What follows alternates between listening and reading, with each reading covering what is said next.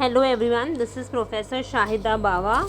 आज जो हम टॉपिक कवर करेंगे वो है कंपोनेंट ऑफ एनवायरनमेंट। हमने लास्ट लेक्चर में देखा था कि व्हाट इज़ एनवायरनमेंट, है ना। एनवायरनमेंट क्या था? एनवायरनमेंट ऑफ द बिजनेस मतलब जो भी कंडीशन है, जो भी इवेंट्स है, ठीक है, total of all the conditions, total of all the events that influences surrounds and affect my business is known as environment. Okay, तो आज हम कंपोनेंट देख लेते हैं, या हम कह सकते हैं फैक्टर्स देख लेते हैं बिजनेस एनवायरनमेंट के। Business environment is divided under two factors, that is internal environment and then we have external environment divided under micro environment and macro environment. Okay, अब अगर हम बात करते हैं इंटरनल एनवायरनमेंट की, तो इंटरनल एनवायरनमेंट क्या होता है? See, internal environment, as I said earlier in my previous video, internal environment are those environment which are controllable, okay, which are under control, which I can control, which can be predictable. Okay, so that is internal environment. Internal environment, I can say it's controllable. Okay, अब हम जब internal environment की बात करते हैं तो कुछ कुछ फैक्टर्स हैं जो बहुत ही इंपॉर्टेंट है। सबसे पहले है management philosophy. See, the management philosophy greatly influences the working of the business firm, है ना। मैनेजमेंट जो है वो कौन सा फिलोसॉफी अडॉप्ट कर रहा है? वो ट्रेडिशनल अप्रोच कर रहा है या फिर वो प्रोफेशनल फिलोसॉफी अडॉप्ट करता है। अगर हम ट्रेडिशनल की बात करें तो ट्रेडिशनल मतलब वो पुराना वाला सोशल रिस्पॉन्सिबल, मतलब लाइक यहाँ पर क्या होगा कि सोशल रिस्पॉन्सिबिलिटी पे ज़्यादा ध्यान ही नहीं होगा, ठीक है। आउटडेटेड टेक्निक जिसे हम कहते हैं, ऑलराइट, सिर्फ और सिर्फ प्रॉफिट मोटिव होगा। पर अगर हम प्रोफेशनल अप्रोच की बात करते तो प्रोफेशनल अप्रोच या फिर फिलोसॉफी में मैं ये कह सकती हूँ कि यहाँ पे ज़्यादातर ध्यान सोशल रिस्पॉन्सिबिलिटी पर होता है, मतलब societal interest, profit plus customer plus society, है ना। तो इन ऑल देखता है। तो मतलब हमारा जो फर्म है वो किस तरीके का फिलोसॉफी अडॉप्ट करता है, that is management philosophy. Management philosophy is nothing but adopting which type of philosophy? It can be I can say traditional approach, or I can say it can be professional approach. Okay, next is mission and objective. See, the objective of the firm must be consistent with the mission statement. For example, अगर मेरा mission है to open a college, है ना, तो मेरा objective क्या होगा? to provide good education, है ना। तो मेरा mission should match with the objective of the firm. Alright, then you have plan and policies. मतलब अगर मैंने firm सेटअप करने की कोशिश किया है तो I must come up with some proper plan, I must come up with some proper policies, है ना। तो यहाँ पर मैं क्या कर रही हूँ, जो भी प्लान है, जो भी पॉलिसीज़ है, मुझे बहुत ही अच्छे तरीके से लेना है, ठीक है। और फॉर एग्जांपल ले लो, अगर तो मुझे एम्प्लॉय हायर करना है, ठीक है, रिक्रूट करना है। अब मैंने एम्प्लॉय को रिक्रूट कर दिया है। रिक्रूटमेंट के बाद में मैं उसको ट्रेन करूँगी। ट्रेनिंग के बाद में अगर उसने परफॉर्मेंस अच्छा किया, ठीक है, तो फॉर श्योर मैं उसको प्रमोट करूँगी, राइट, उसके मेरिट बेसिस पे। तो यहाँ पर मैं प्रमोशन कौन से बेसिस पे दूँगी? मेरिट क्राइटेरिया पे दूँगी, मैं उसके सीनियरिटी लेवल पे नहीं दूँगी। तो ये मैं क्या कर रही हूँ? पॉलिसी अडॉप्ट कर रही हूँ। Alright, next is human resource. This is survival and the success of the firm depends upon the quality of human resource.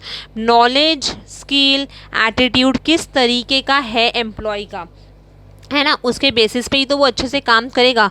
अगर एम्प्लॉय को वो नॉलेज ही नहीं है पर्टिकुलर चीज़ का, एटीट्यूड बहुत ही ज़्यादा है, ठीक है, अनस्किल्ड लेबर है, क्या वो अच्छे से काम कर पाएगा? नो, है ना। तो ह्यूमन रिसोर्स में मुझे ध्यान देना है कि जो भी एम्प्लॉय मैं रिक्रूट कर रही हूँ वो बहुत ही knowledgeable, positive attitude and skill वाला हो।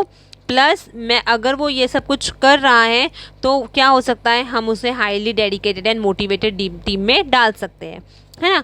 Next is physical resources. अब जब मैं फिज़िकल रिसोर्स की बात करी तो किस तरीके से मेरा मशीन है, इक्विपमेंट है, बिल्डिंग है, ऑफिस प्रेमाइज है, फर्नीचर है, ये सब पे मैं ध्यान दूंगी। अगर तो मेरी मशीन जो है बहुत ही ऑब्सोल्यूट है, बहुत ही पुरानी है, भंगार जैसी हो गई, स्क्रैप जैसी हो गई, तो मुझे क्या करना पड़ेगा?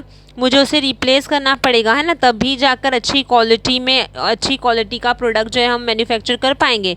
तो फिज़िकल रिसोर्स में ये सब कुछ ध्यान दिया जाता है, तो कंट्रोलेबल हो रहा है ना। Next is financial resources, very important. Proper management of working capital and fix capital has to be done. Okay, अगर मेरे पास में फंड है तो किस तरीके से मैं उसका इस्तेमाल कर रही हूँ, ये भी तो इम्पोर्टेंट है ना. तो फर्म का जो फाइनेंशियल स्टेटस है वो क्या बताता है, the strength and weakness of the firm. Okay, तो internal environment is controllable, plus I can say this states what strength and weakness of my firm, है ना. अगर मशीन पुरानी है तो वो मेरी वीकनेस है, चेंज कर दो तो मेरी स्ट्रेंथ बन जाएगी. एम्प्लॉय अगर अच्छे हैं तो वो मेरे स्ट्रेंथ है, अगर मेरे पास फाइनेंस है तो वो मेरा स्ट्रेंथ है, पॉलिसीज़ मैंने बहुत ही अच्छी खासी रखी है तो वो स्ट्रेंथ है ना. मेरा मिशन एंड ऑब्जेक्टिव दो अलग अलग है तो वो मेरे वीकनेस हो जाएंगे. अगर मैंने ट्रेडिशनल फिलॉसफी अडॉप्ट किया तो वो वापस मेरा वीकनेस हो जाएगा, है ना. तो ये सब कुछ मुझे ध्यान देना पड़ेगा in internal environment. Next is my external environment. See, अब जब हम एक्सटर्नल एनवायरनमेंट की बात करते हैं तो एक्सटर्नल एनवायरनमेंट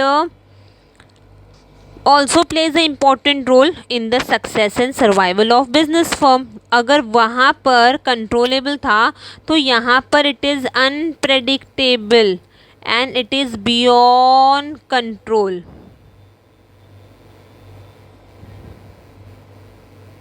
ओके, तो this is unpredictable as well as beyond control. Alright, यहाँ पर क्या हो सकता है,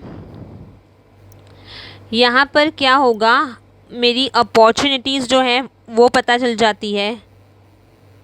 ठीक है, the opportunities and the problems. Okay, तो यहाँ पर एक्सटर्नल इन्वायरमेंट में मेरी अपॉर्चुनिटीज़ किस तरीके से मुझे ग्रैब करना है और प्रॉब्लम्स को मुझे कैसे फेस करना है इसका पता चल जाता है इन external environment.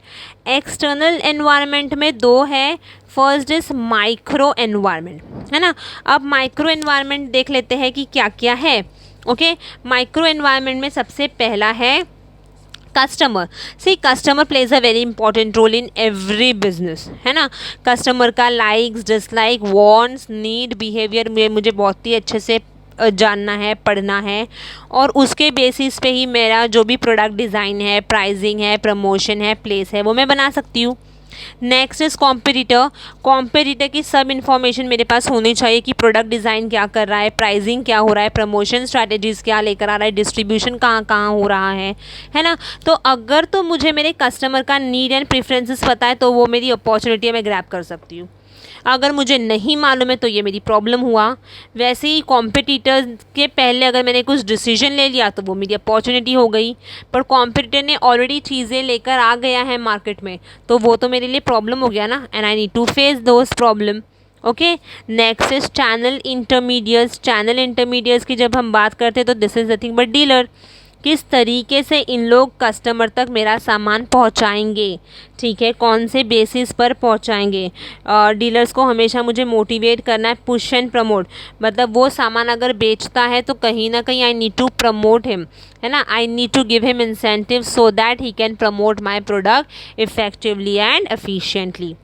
Next is supplier, है ना. सप्लायर की जब हम बात कर रहे हैं तो किस तरीके से सप्लायर जो है वो रॉ मटेरियल्स और जो भी दूसरे फैक्टर्स है वो किस तरीके से देता है, ठीक है. तो company has to keep a eye, to has to keep a watch over the prices and the quality that the supplier is supplying, है ना. He should supply what, good quality of goods and services at the right time and at the right place. Okay, next is society. अब जब हम society की बात करते हैं तो सोसाइटी भी तो कहीं ना कहीं कंपनीज डिसीजन को अफेक्ट करता ही है ना. तो society can either facilitate or make it difficult for a company to achieve its objective. Alright, तो कहीं ना कहीं सोसाइटी इंपॉर्टेंट रोल प्ले करेगा, या तो वो अपॉर्चुनिटी देगा अगेन, या तो फिर वो प्रॉब्लम देगा. ओके, तो हमें सोसाइटी की जो भी रिस्पॉन्सिबिलिटी है वो अच्छे तरीके से करनी है ना, towards the government, towards the general public, towards the citizen action, है ना. तो ये सब हमें ध्यान देना है in micro environment of external factor. Okay, next जो है एक्सटर्नल फैक्टर का, दैट इज ये माइक्रो नहीं है, ये होगा macro. Okay, see, macro environment consist of larger societal factor. Alright, यहाँ पर रिलेट करता है demographic, economic, socio cultural, natural and then technological, है ना। तो जब हम मैक्रो एनवायरनमेंट की बात करते हैं तो it consist of larger society. अब सबसे पहले ले लेते हैं demographic. Demographic is nothing but relates to population.